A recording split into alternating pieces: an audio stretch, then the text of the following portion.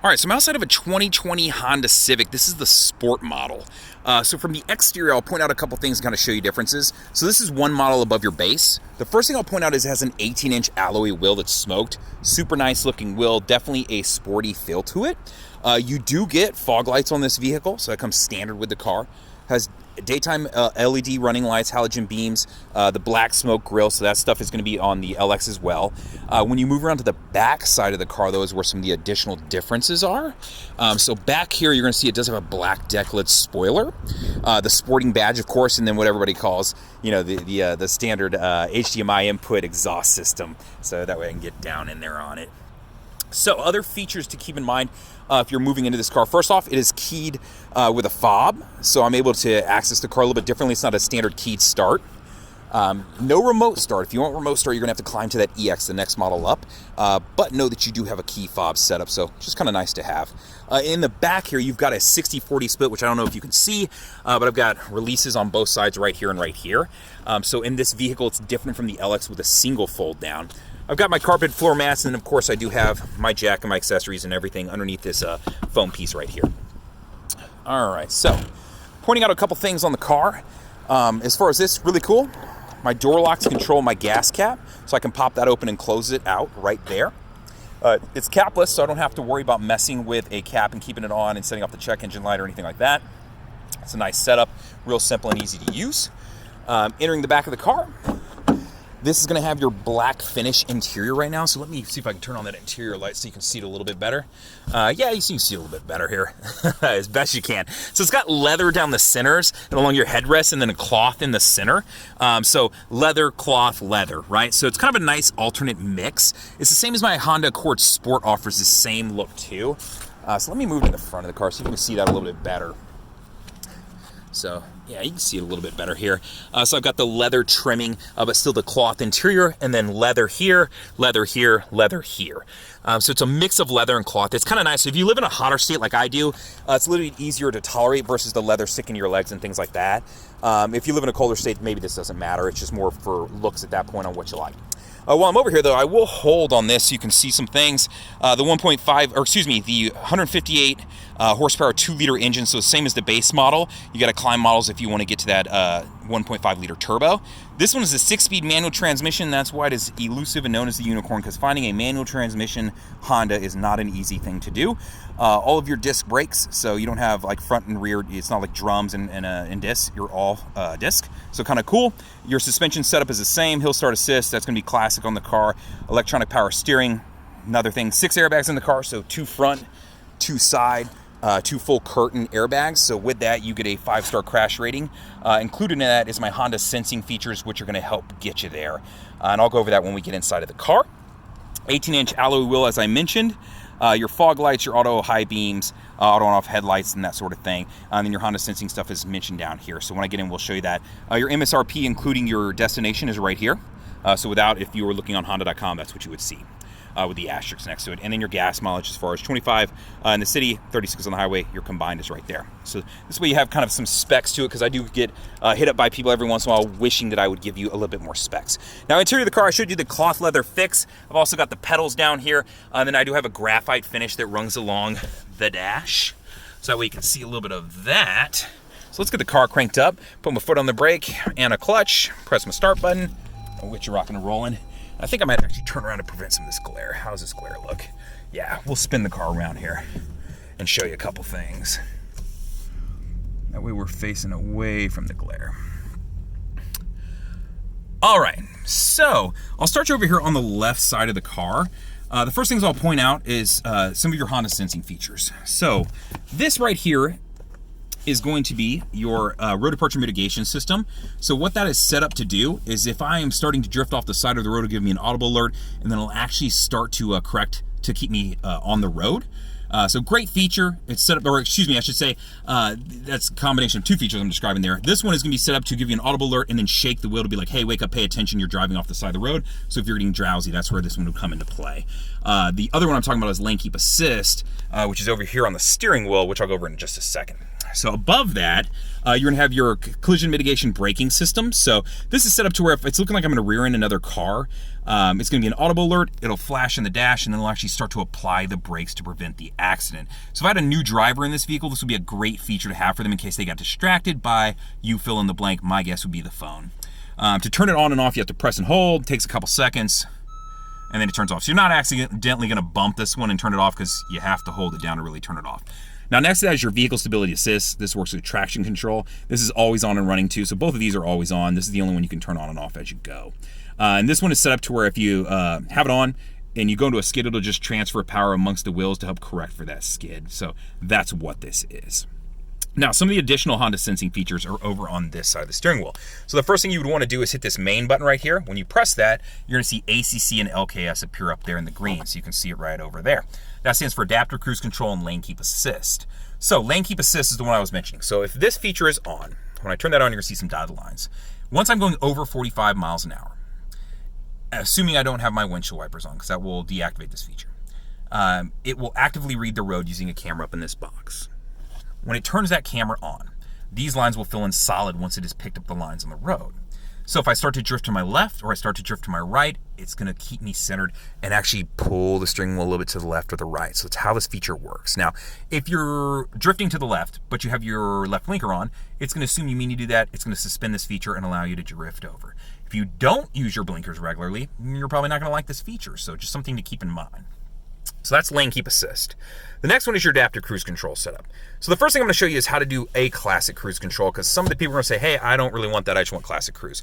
So if you press and hold this feature, it's going to say cruise mode selected. Now I have a classic cruise control setup, meaning set, cancel, resume. That's how I do it.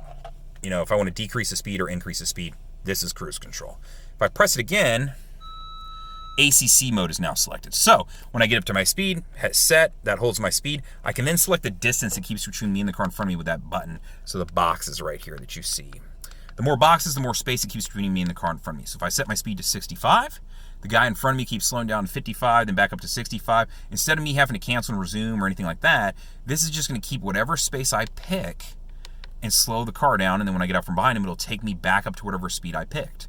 So really cool feature if you're taking a long road trip. A lot of people tend to like it for that reason. So that is the right side of the steering wheel. So let's move back over to the left side. So over here is where you're going to find your Bluetooth controls. And then actually you have, so to answer a call, to hang up a call or go back, and then your voice command button. This is also going to play a role because you can use this related to Apple CarPlay and Android Auto, which come inside of this vehicle. So something to keep in mind. Up above this, you have some of your controls as far as moving around in your menu screen up here. So if I press this menu button right here, you'll then be able to move around in here. So you can see I have my tripometer information. I'm going to back out of that screen here. And then you can go over to your info as far as getting your oil life. Move one more over, your audio, and so forth and so on. And your audio, it's kind of cool that you can jump around. If I press left or right, it'll toggle between my favorite stations. So you can see 5, 4, and it's actually doing it on the screen over here too as I do it. So pretty cool that it does that for you. Yeah, so you can play with this stuff and look at it. It's pretty easy to understand. And then if you want to jump into any of this stuff, just click into it by pressing the enter button right here. So I don't think that requires a whole lot of explanation when it comes to that. My volume control is right here, and then I do have a volume knob over here. So that was a point of contention a few years ago, so they added it to the car. Auto on-off headlights are right here. I have them set to auto right now, and then these are my fog light controls right there. Over on the right side, my steering wheel, my stalk here, I pull it down, and that sets my windshield wipers off, and then I can pull it towards me to set off the misters. So easy to understand the dash. It is a digital layout. It's really cool. I like it when you turn it on and off. I'll show you the crank up and crank off, just because it's pretty cool the way it does it. So yeah, the car's off, and I have the Honda screen until it blanks out, but let's crank it back on so you can see. It's pretty cool, just saying. It's been doing that for a couple years, but I just like the way it looks. So it's a very nice matte finish, so it doesn't catch a lot of glare during the day or the night. So I also like it for that reason too. So let's move over to the touchscreen over here. So a lot of stuff going on the touchscreen here. So from the home screen, you can see all your different options in the vehicle. So much like a home screen on a phone, that's how I'm going to relate it to this because it's very easy to understand when I do that for people. So first, audio. When I select my audio, I have all my options. I can scan through just like I would any car and then select and hold. Now I've set a preset. So that's how to do it. Easy to understand, right? So that's audio. Or I should say related to that. Now, if you press your source button up here, that'll give you access to all your other audio options, so FM, AM, USB, iPod. You can connect up pretty much anything with an I, whether it's to Bluetooth or you want to use the USB, which there's a wire hanging out right here. And there's also a hedge that it'll hold, so it's like a little marking. It actually connects down below down here, so you can see it right there. So it's just kind of nice because it keeps your wires tucked away, and that way you don't have stuff laying all over the place and everything. So it's a real clean setup for you. If you want to plug in something to USB, whether it be a thumb drive or whatever the device is. So moving back, information, this is going to allow you to pull up your tripometer information. So if you want to view that stuff right here, you absolutely can. It's the same information that I have showing over on the screen right here now. So just depends on what you want to see. Moving forward, Hondalink is set up. Once you've connected up your phone for the first time, it's going to prompt you to connect up via Bluetooth. Hit yes, connect up your phone. It's going to ask you, one of the last questions is related to Hondalink. And what that is in the event that you wreck the car and the airbags deploy, it can be set up to call 911 for you. So first they'll call you to see if you're okay and you're awake. Then they can call 911 to send somebody out if you don't respond, assuming you're unconscious. This is 100% free. Take advantage of it.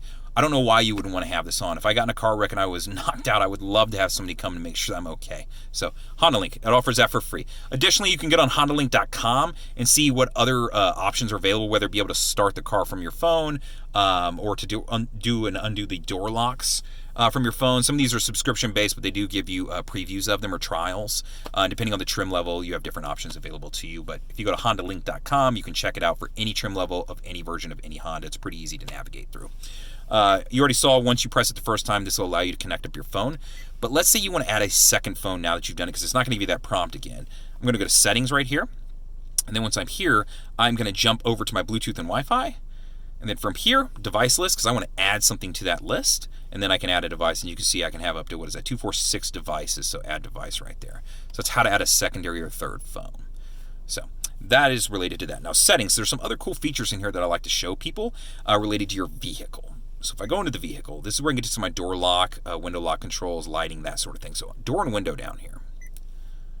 Under here is where your door locks are. So if you were buying the car and you wanted to affect these things, right now it's set up to when I hit 10 miles an hour, it'll automatically lock the doors. If I want to turn that off, I absolutely can. Now, next one down is related to the door unlocking mode. So it's set up to where when I open my driver's side door, it unlocks the remaining doors of the car. So I can affect that here too. So just a couple features that a lot of people like to play with at some point. Then down here at the very bottom of that screen, there's a Walkaway auto lock. So this feature is really cool. I actually like turning it on. I think it's a great feature.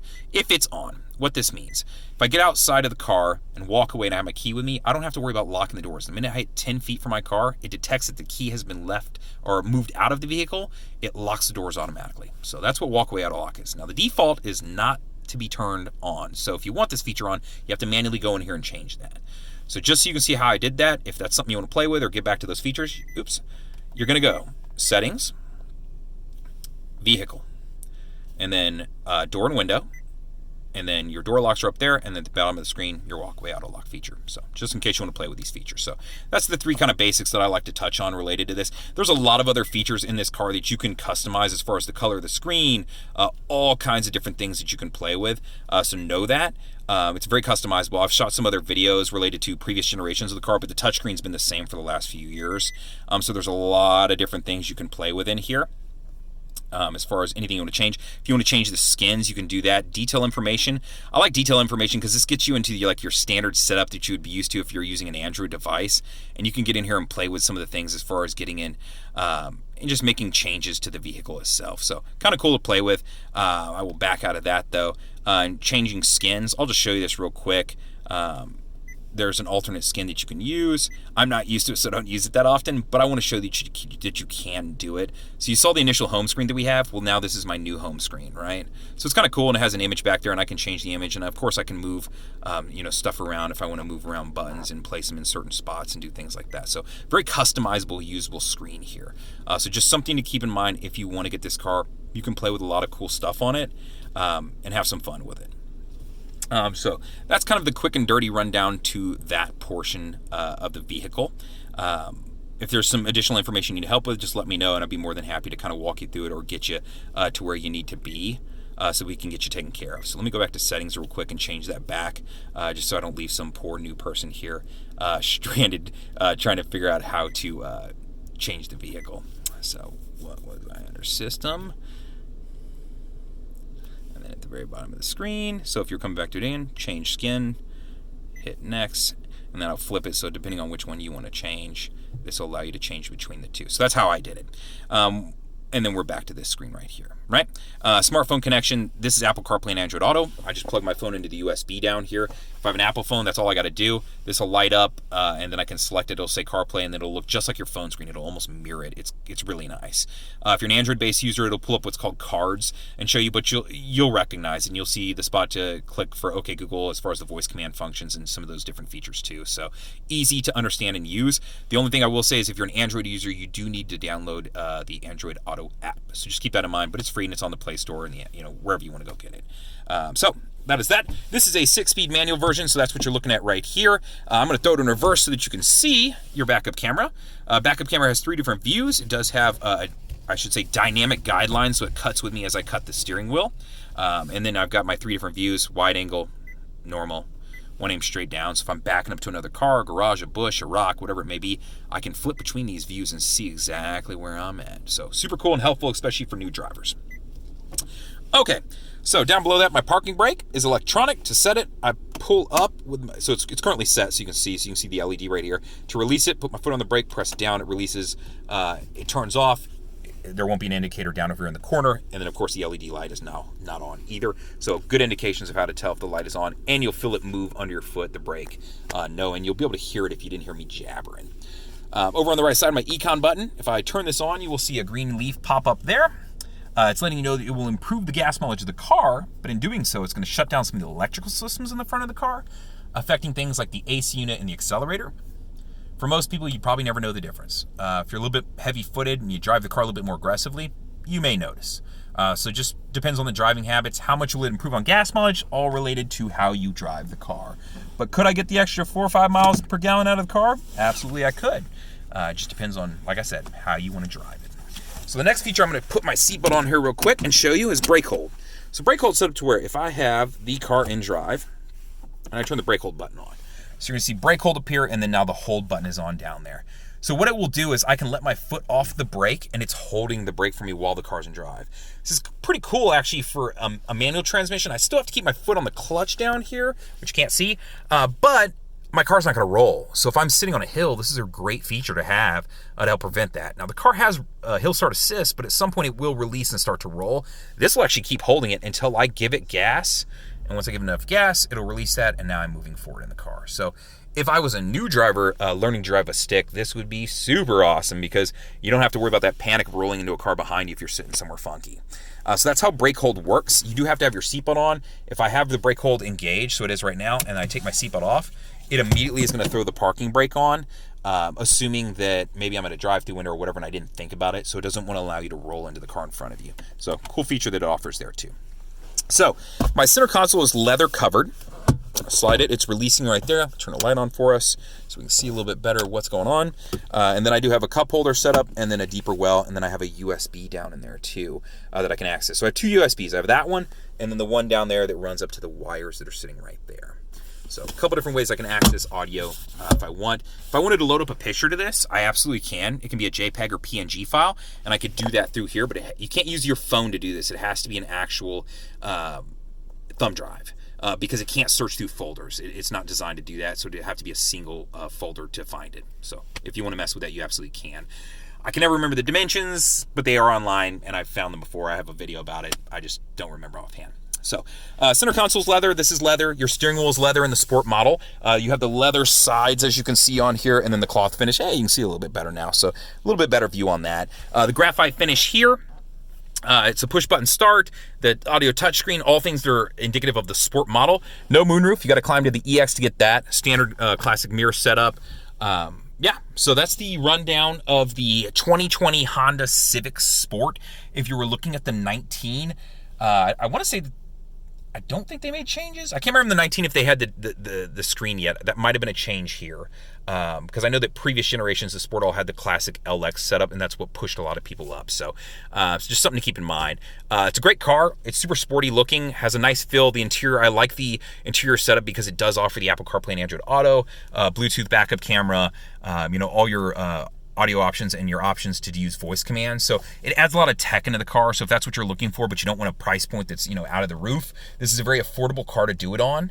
And it still offers a lot of the things that you would want in a new car. If you have questions, feel free to reach out. You can always comment on the YouTube videos. I'm pretty good about getting back to them, or you can call me. My phone number is 737-443-9555. My name is Justin Fuller. Feel free to reach out. I hope that you'll subscribe to my channel and let me know what you think. Thank you much.